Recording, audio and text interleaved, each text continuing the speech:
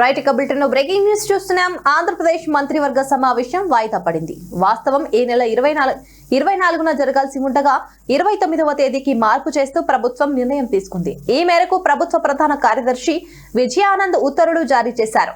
Christmas పండుగ నేపథ్యంలో ప్రభుత్వం ఈ మార్పు చేసింది. అయితే ఈ నెల 29న ఏపీ కేబినెట్ సమావేశం యథావిధిగా నిర్వహించనున్నట్లు ప్రభుత్వం స్పష్టం చేసింది.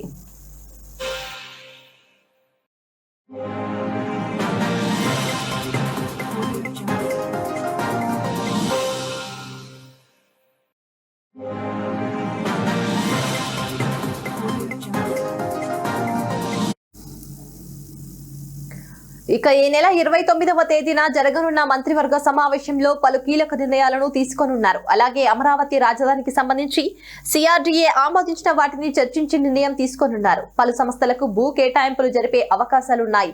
అలాగే మరికొన్ని కీలక అంశాలపై చర్చించి మంత్రివర్గ సమావేశం నిర్ణయం తీసుకోనుంది.